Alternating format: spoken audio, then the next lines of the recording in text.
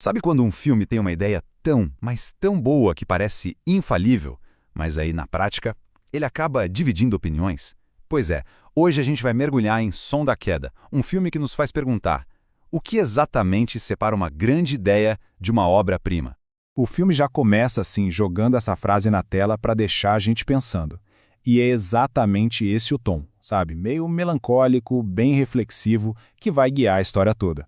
Então vamos lá, do que se trata Som da Queda? A ambição aqui, olha, é enorme, contar a história de um século inteiro, mas tudo visto através das paredes de uma única casa.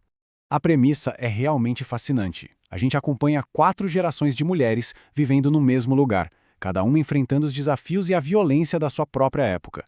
No fim, a casa se torna praticamente um personagem, um verdadeiro espelho da história do país. Ok, mas quem são essas mulheres?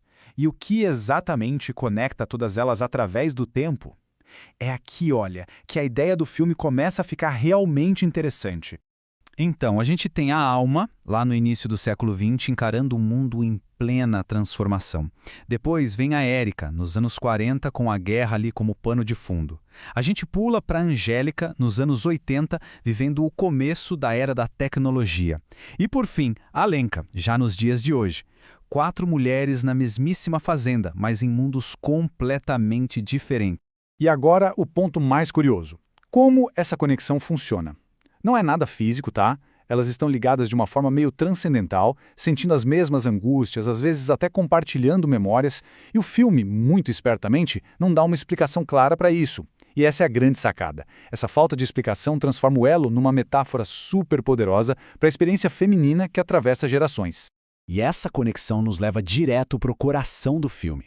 O que essas mulheres realmente compartilham não são só visões, mas a experiência de uma opressão que não grita, que é silenciosa. O filme mostra como, em cada época, essas mulheres sofrem pequenas e grandes agressões de uma sociedade machista. É aquela violência que não se vê, mas se sente em cada canto da casa. E cada uma delas reage de um jeito. Algumas com silêncio, outras com rebeldia, mas nenhuma sai ilesa.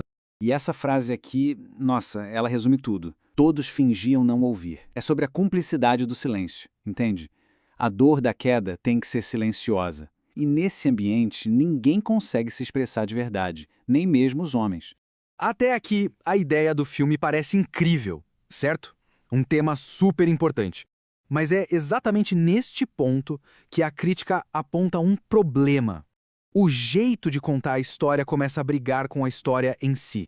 E a grande pergunta que a crítica faz é essa: uma ideia brilhante é o suficiente para fazer um filme dar certo? Parece que no caso de Som da Queda, a resposta não é tão simples assim. Aqui está o X da questão segundo a crítica. Existe uma briga entre o estilo e a história, e o estilo acaba ganhando. Visualmente, o filme é um espetáculo. Tem metáforas lindas, uma câmera que dança, um som poderoso. O problema, a história quase não sai do lugar, sabe? E a edição joga tanta coisa na tela que no final a gente fica com aquela sensação de tá, e aí? Resumindo a ópera, os aspectos técnicos são fantásticos, mas sozinhos eles não resolvem tudo. O estilo, em vez de servir a história, acaba, na verdade, engolindo a história. Então, vamos ver mais de perto como essa ideia tão boa acabou se perdendo na execução, de acordo com a análise dos críticos. Porque, veja bem, ninguém duvida que a ideia era boa. A grande questão é: por que a execução não conseguiu levar essa ideia até o fim? O que aconteceu no meio do caminho? Bom, a crítica aponta algumas falhas bem específicas. A troca de épocas o tempo todo quebra o ritmo. Quando a gente começa a se conectar com uma personagem, a história pula para outra década. O final é tão corrido que precisa de uma narração para explicar o que as imagens não conseguiram mostrar. E os últimos 30 minutos são tão chocantes, mas tão chocantes, que o impacto visual acaba abafando qualquer reflexão sobre a crítica social que o filme queria fazer. No fim das contas, a conclusão da crítica é que Som da Queda é um filme com uma ambição gigante, mas que se perdeu por falta de foco. O tema continua sendo importantíssimo, claro, mas a narrativa confusa e o excesso de estilo acabaram prejudicando a mensagem final. E para fechar, a gente volta a outra frase forte do filme.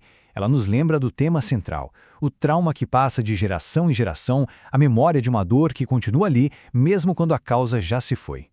Talvez essa seja a sensação que o filme deixa, a dor de uma grande ideia que quase se realizou por completo. No final, Som da Queda nos deixa com uma lição valiosa sobre cinema. o equilíbrio perfeito entre o que se conta e como se conta. Um estilo incrível deve ajudar a história a brilhar, não a ofuscar. A gente se encontra na próxima análise.